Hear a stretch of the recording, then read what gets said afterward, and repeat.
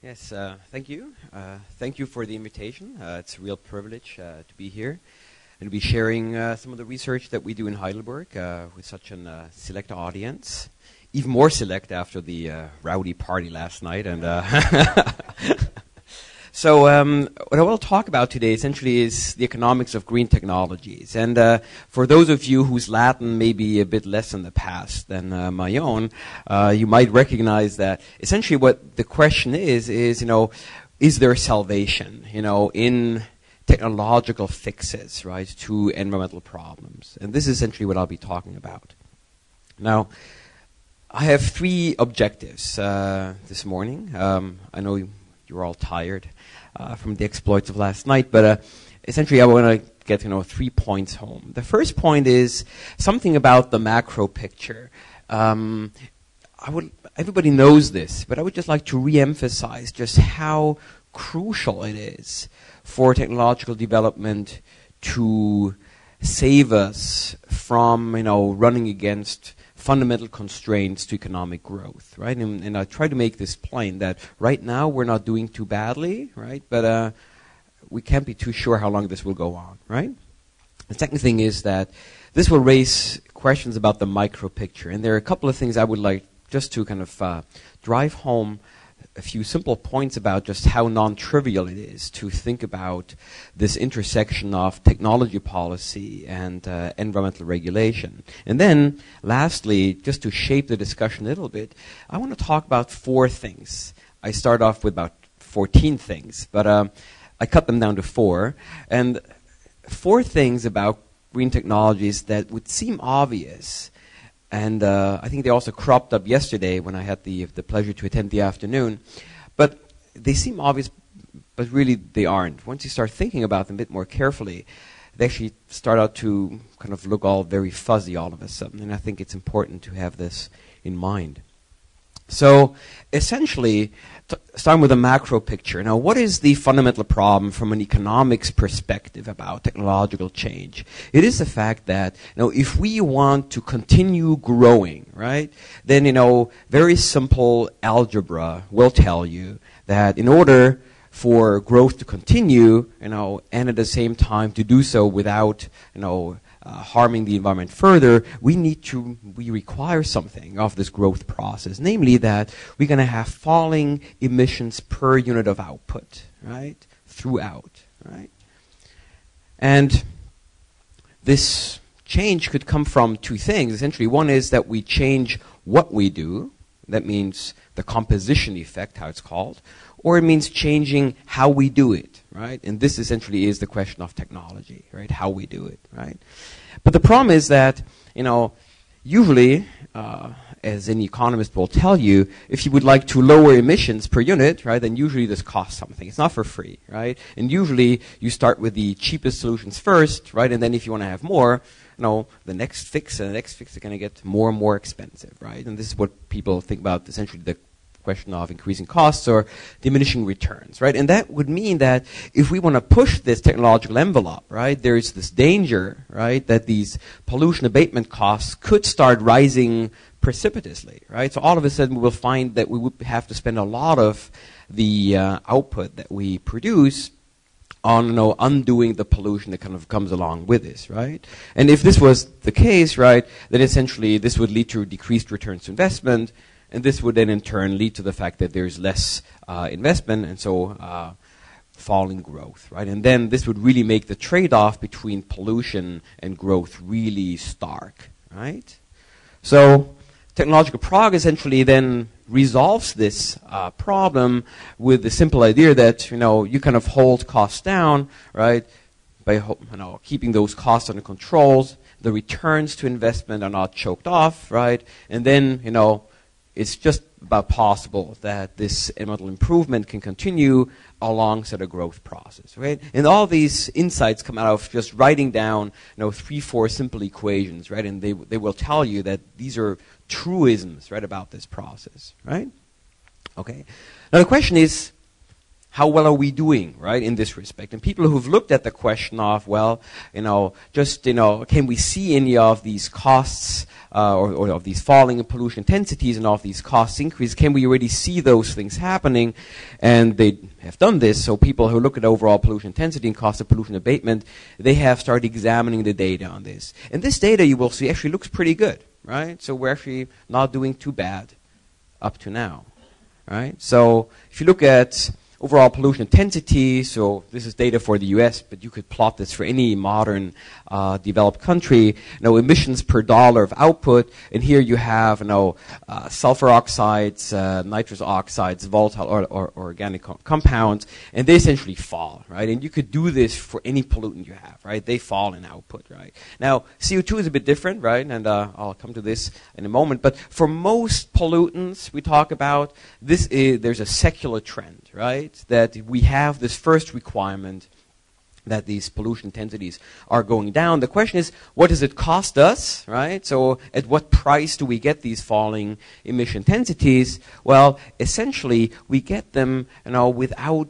real dramatic increases. So initially, the first period of environmental regulation in the 70s, that kind of ratcheted up the cost in the US, for example, of pollution abatement, quite considerably, right? But since then, since about 1980, those costs have remained almost constant, even though we've had, still secularly decreasing pollution intensities, right? So this actually means that we're able to become cleaner and cleaner, right, at no increase relative cost or no relative increase in the sacrifice that we need to make as a share of total output, right? So this is actually a quite hopeful story. Is this just a U.S. phenomenon? Not really. So if you look at the cross-country evidence, the OECD does that kind of stuff.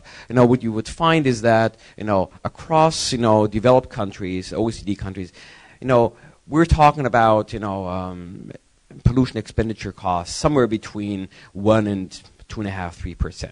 This does not include, critically, the EU ETS, so the climate change objectives, right? So this is excluded from this data, right? But this means that for everything else, technology has actually been going really well, right? So far.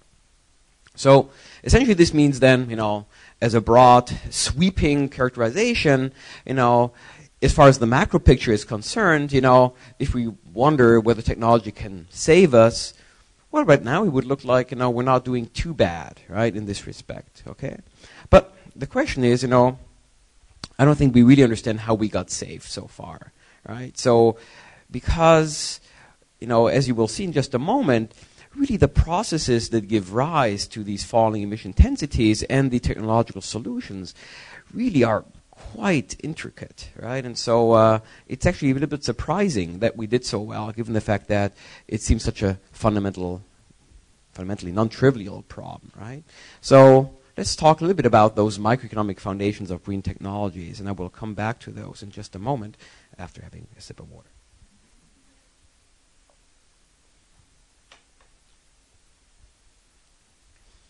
So, if you give a class on the economics of innovation, about 5 minutes into that lecture, you will show this slide, right?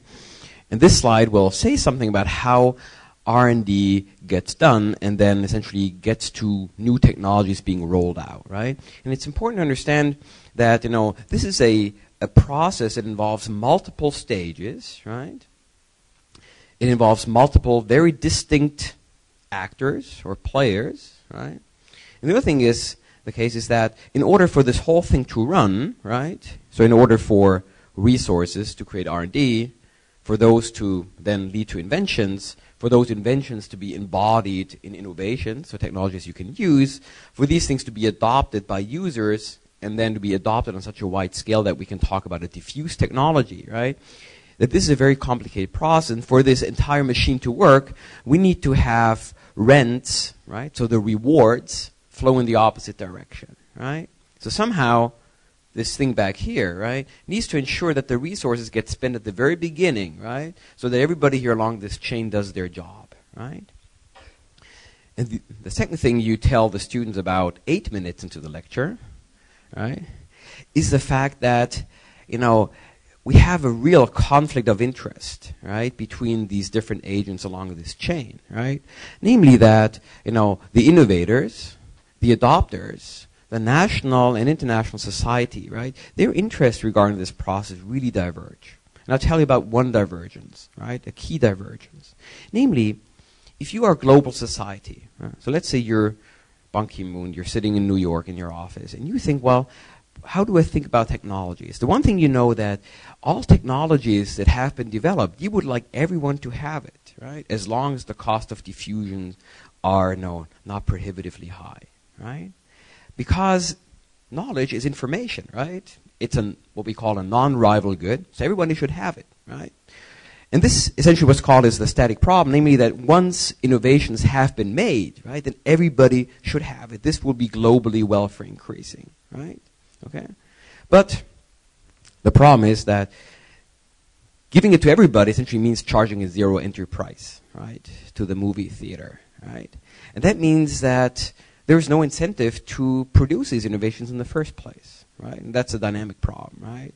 Okay, so nobody will do these things if we don't exclude anybody, right, exposed, right, from getting access to this technology. And this is one of the fundamental trade-offs. And essentially, all the fixes that we come up with are somehow attempts, right, to, balance off, these two objectives, namely the diffusion objective that comes essentially from, making sure that everybody has access to this non-rival good, right, and the innovation objective, namely that we want to have those things in the first place. Somebody needs to sacrifice resources in order to generate those new innovations, right?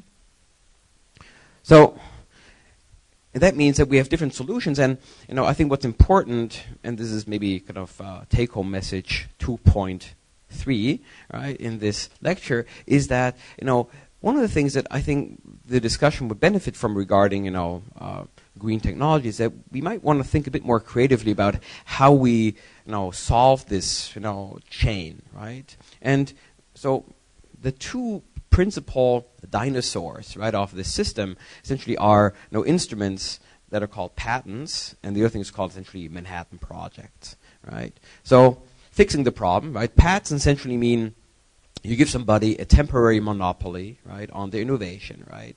And you hope that those patent streams will be high enough to make them devote resources, right? In the hope that they will be able to exclude others from using this knowledge, right? Now this is great, right? This solves the innovation part, right?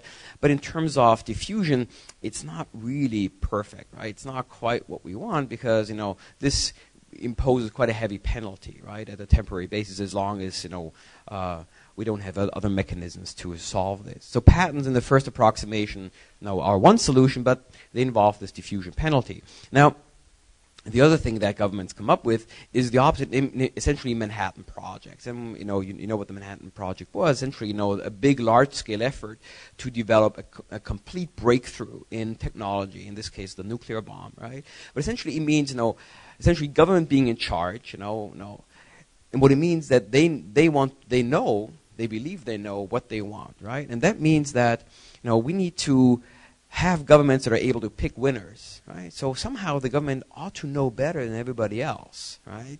What exactly the technologies are that we would like to have, right? It's not clear to economists that, governments are the best person to know these things, right? The other thing is that invariably, and if you read about the history of the Manhattan Project, right, it also means that you're collaborating or you're trying to make people like ourselves, the scientists, right, behave according to what you want, right, and that is far from easy, right. So it's inherently a process that will involve some loss of efficiency, right. Okay, but then there comes some other things, right? And and I think we need to think a bit more creatively about using those. So R&D subsidies are kind of not that novel, but essentially, you instead of doing it yourself, doing your own Manhattan projects, you kind of farm out, right, this R&D to companies, which means that you have some guys who hopefully know a bit better how to rein in the scientists, right? But it still means that you need to define what you want, right? For an R&D subsidy, very often it requires picking the winner, and this might be problematic, right? We may just be investing down the wrong path, right? And if you think about France and their pioneering use of the internet called Minitel, right, it shows you what type of ideas, right, can really be a very expensive money grave, right? Okay, but people have been thinking about a bit more creatively about this, namely, taking patents as they are, and it's a system that's working reasonably well, right? And essentially buying out the company. So how do we think about this? So we essentially take a patent as we had, right? Okay, but then instead of letting the market voice their demand, we essentially buy back this patent from the innovator, right? Okay, and this can resolve some of the problems of access to technology because we essentially then own this IPR, and the government can do can do as it sees fit with essentially diffusing this knowledge as widely as possible, right? And that means essentially making this new technology available at marginal cost, not at monopoly prices, but at marginal cost, right? And this means greater diffusion, right? Where's the catch? It's expensive, right? So most people who have experimented with this, they find that this means essentially devoting or setting aside sizable public funds up front, right, in order to solve the problem, right? So quite demanding. The other thing is R&D prizes, and we see some of this cropping up now, especially in terms of green technology. Essentially the idea, instead of giving people a patent, we essentially announce, that somebody who solves a problem, right, will get a fixed reward, right? So that means advertising this up front, right, for solving a specific problem, right, and then essentially handing out the prize when the technology arises. Now this is a little bit again the picking winner problem, but it has the benefit that if you're smart about how you phrase the prize, right, or the technology that's desired, right, you can actually think or have people think creatively about how to address the nature of the underlying problem that you're trying to solve. And there are some companies such as Eli Lilly, for example, who've been trying to pioneer this using internet platforms where they specify the problem. They essentially offer a prize for somebody who fixes this, right? And so I think part of the solution, right, in the green technology sector is to think a bit more creatively about how we can use alternatives to patents and Manhattan projects to think about a bit broadly about how we can encourage innovation. Now, these things also have problems invariably, so they're not a panacea.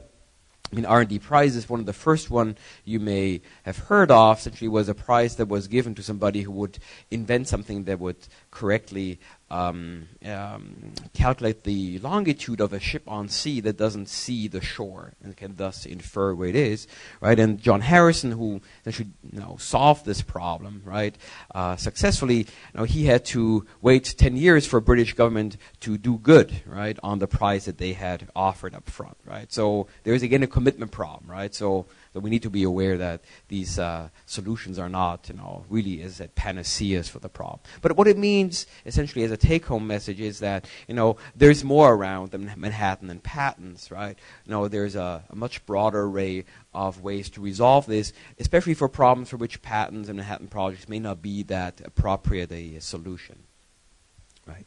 So after this kind of quick, 10-minute introduction to a term-long course on the economics of innovation, green technologies, let me jump to just to really focus the debate a little bit about 4 things about green technologies that seem obvious but aren't, right? And so let's go through these just shortly. So the first one is, there's this idea, right, that green technologies are insufficiently developed and therefore require unconditional state intervention, right? Okay. I'll try to convince you that, there's something that's very true about this, right? But it cannot be true, right, as starkly written as it is here, right? I'll try to show you why. The second thing would be something that kind of came up yesterday, that the best way to think about this idea of green technologies, right, is, the best way to think about it is as a quest for a Holy Grail. I try to convince you that maybe we're shooting too high, right, by characterizing the race as something like this. The third thing is the idea that the government is the innovator's best friend. Okay, there are very nice results that show you that's not the case, right? And the fourth one is, maybe that's really what I would like to talk about most, is that the idea that we really understand what it means to be winning the green race. Yesterday, I think I picked up on this term green rays at least 4 times in 4 different speakers, and I wasn't quite sure exactly what they were referring to. So maybe we can think about this a bit more constructively, what exactly this is, right? So the first thing is this idea that green technologies are unambiguously good. Now, right now I work in Germany, and I can tell you that this statement cannot be true.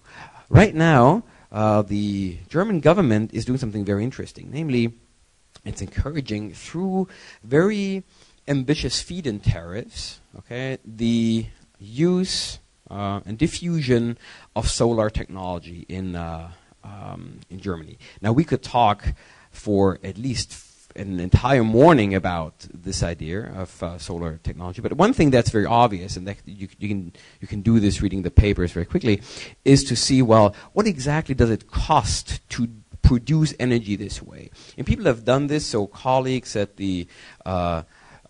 a research institute in Northern Westphalia, the RWI, have calculated this, and they essentially come out to numbers. So in real terms of these types of policies, from their start in the 90s to 2007 or 2010. So this would have been, if we faced it out in the past, this would have cost us about 22 to about 30 billion euros, right?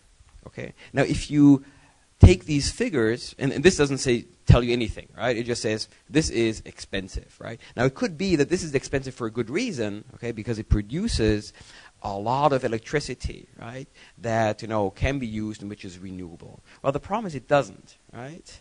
And essentially, if you go through the numbers, what it means is that if you assume that every kilowatt hour that gets produced through solar displaces a kilowatt hour that would have otherwise been produced through coal, right? So the most benign way of thinking about this, right? Essentially what it means is that you're buying, a ton of carbon abatement for somewhere between 500 and 1,000 euros per ton, right? So that's a lot of money to pay for carbon, right?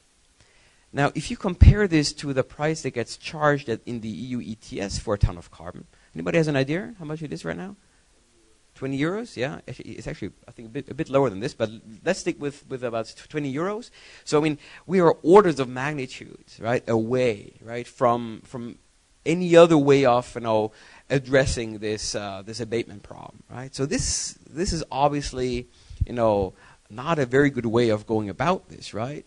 And so in Germany, this cannot possibly do anything, right? Because Germany has committed to how much CO2 it is emitting, right? We have national allocation plans, and Germany states, right? It is bound to certain targets. So all we're doing is we're shifting emissions around, right? From one sector to another, right? We're shifting them out of energy, and we're shifting them into manufacturing, right? But it doesn't change how much CO2 Germany emits, right? It cannot, right? Okay, and people have been saying, well, that may be true, but what's really going on, that this will make it more worthwhile to kind of reduce the cap, right? So the total cap on emissions in the future. But it would be, from an economic perspective, it would be very astonishing, right, to be conditioning your choice of the cap on technologies which are like way out there on the cost curve, right? They should not shift, right, how much you should be choosing to emit, right? Now, employment effects, a lot has been made about this, but people who have looked about this carefully, they don't see these employment effects coming out very starkly, except in China. Okay? So essentially what it is, it's taking money from Germany, essentially and exporting a fair amount of it to China, which is not a problem, right? A lot of stuff gets bought in China. But the idea that this necessarily leads to job growth in green industries in Germany, it doesn't quite stand up, right, to careful scrutiny, right? So I think that's important. Okay. And the other thing, the last thing that nobody seems to talk about, but I find it very curious, right, is that by doing so, right, by employing this technology, what you're doing is you're essentially pricing all those countries that would really have use for solar power, right, out of the market. Okay.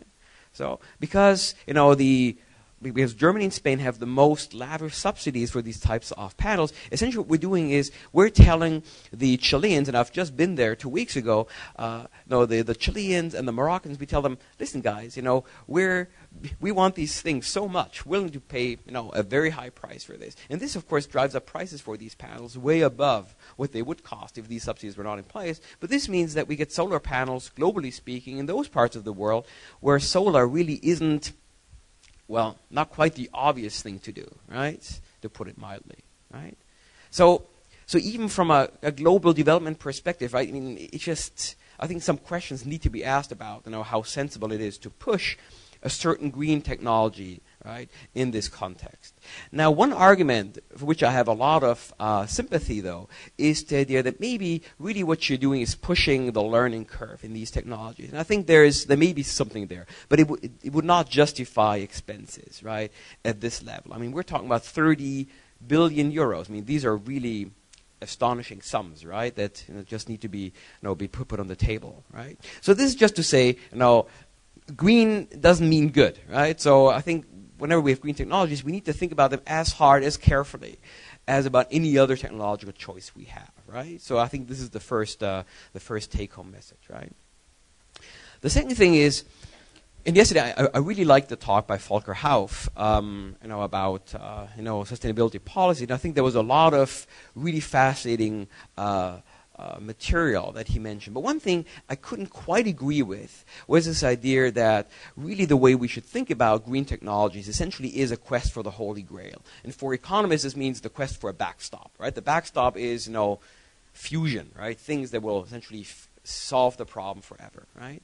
Now, what we found is that, essentially a lot of our technological history is taking up of examples of us trying to fix the problems created by previous technologies, right? So, in the energy context, fossil fuels, right, essentially were replacing whales, right, as the major source of oil, right? That was the origin of oil, right? So, saving whales in a way, right?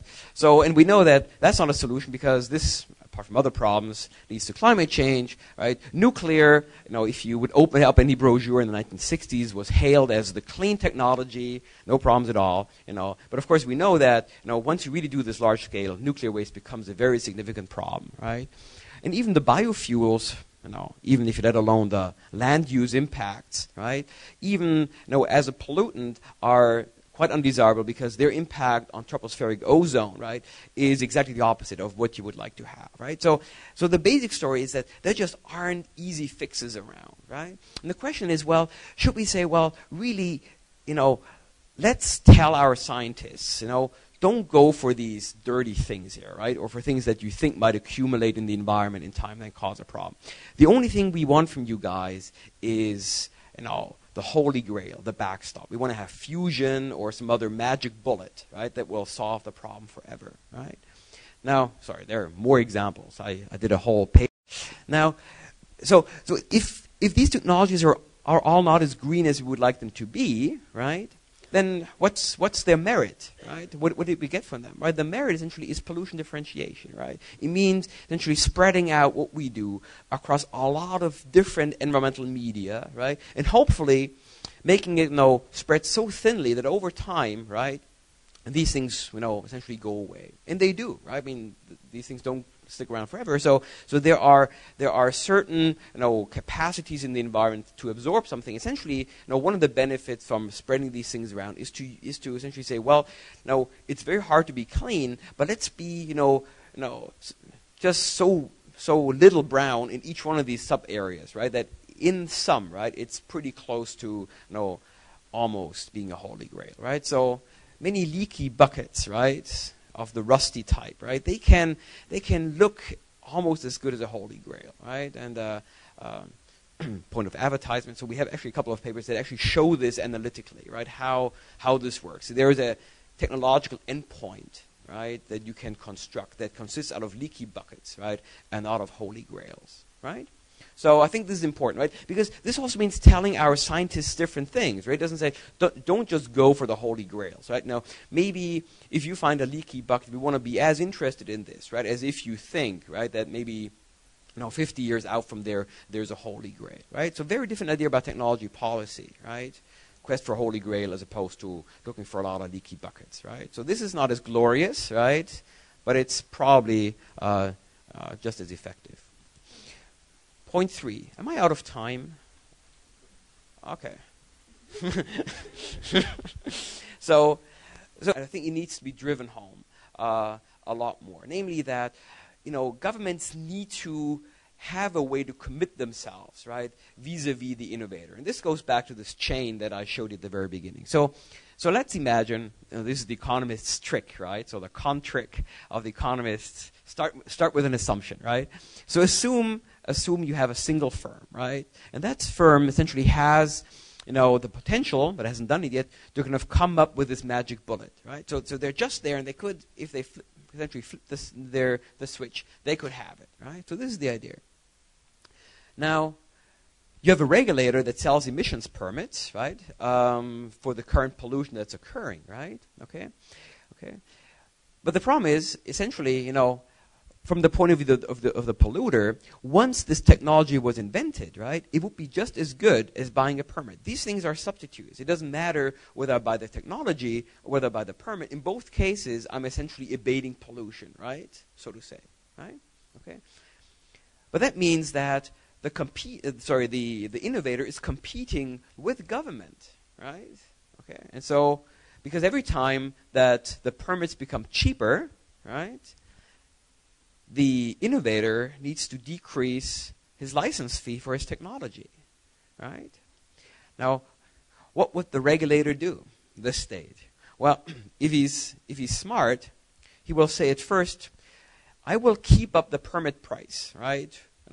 And this will make the innovator come forward and innovate. But once this innovation is around, right, the incentives are overwhelming for the regulator to decrease the price of the permit, right? This will be overwhelming, right? And what this means is that, the price for the technology just drops down to zero in the limit, right? Now, if you're the innovator and you know something about the regulator, what do? You think, well, I know exactly what this guy's going to do, right? And there's no point in me ever flicking that switch to have the magic bullet, because I know that once I have the magic bullet, nobody will ever reimburse me for having flicked the switch, right? And so we need to think about the question of, how can the government really make it credible to innovators that once they come up with a magic bullet, they can reap the benefits, right? And this is a key problem, and we haven't really solved this problem sufficiently well, right? So, key problem, okay? So the government is not necessarily the friend of the innovator, right? And then the last thing is essentially understanding the green race, right? So, exam question. There is no contradiction between domestic green growth and global green growth. True or false, right? Okay. Now, it would seem like it's obvious, right, that, finding the magic bullet in one country really is good for everybody, but it's just not quite as simple, right? So let's say we look at domestic green growth in a climate change context. And the narrative that a politician might give you would kind of go like this, right? So there's this guy at Harvard called Porter, right? And he says that if I go in, right, and I regulate aggressively, right, this will essentially, make it worthwhile for my companies to go forward, right, to, conduct R&D, come up with new solutions, right, okay, and this will essentially then garner green technological leadership, right? We've heard about these words yesterday, right, okay? So, and once we have this, right, then we're going to have green tech export-led growth, right, okay? So Danish example, lots of windmills, right? And we're going to have domestic employment in high value-added sectors, okay? So this is great, right? Wonderful. We're really happy, right? Okay? And at the same time, right, it lowers the emission intensity because we have this technology now, so our emission intensity goes down. So win-win. Everybody, this is good news, right? Okay? But the problem is that if this takes place in the fossil fuel markets, what we're doing is, we're essentially substituting away from fossil fuels. Okay? This is going to make fossil fuels cheaper, right, on the market, right? At least if we're large enough, right? And so the incentives for other countries to become green decrease, right? And this is known as, essentially, the first incarnation of the green paradox, right? And I'm not Hans Werner Sinn. You may have heard about the person, but there's something really fundamentally economically true about this, right? So, namely the supply side. So first of all, we shift these guys out, right? And then the only way around this, right, is that we make it cheaper for these other countries to have, to substitute themselves away from fossil fuels, right? Well, how do we do this? Well, by making our technology available to them, right? Okay. So that means that you need to lower the price of green tech exports, or you need to share intellectual property, right? And it makes sense to do so because you are connected with these guys through the global climate system, right? So you would like them, right, to, be as green as they can because we're all sharing the same climate problem, right? Okay? So, but of course, if you do this, so either lowering the price or sharing your intellectual property, this really eats into your profit margins, right? Okay, so this whole idea of, us being the green leaders, right, really gets hammered, right, by pursuing the second objective, right? So I think Chinese solar panels are a little case in point, right, in an essayistic way, right?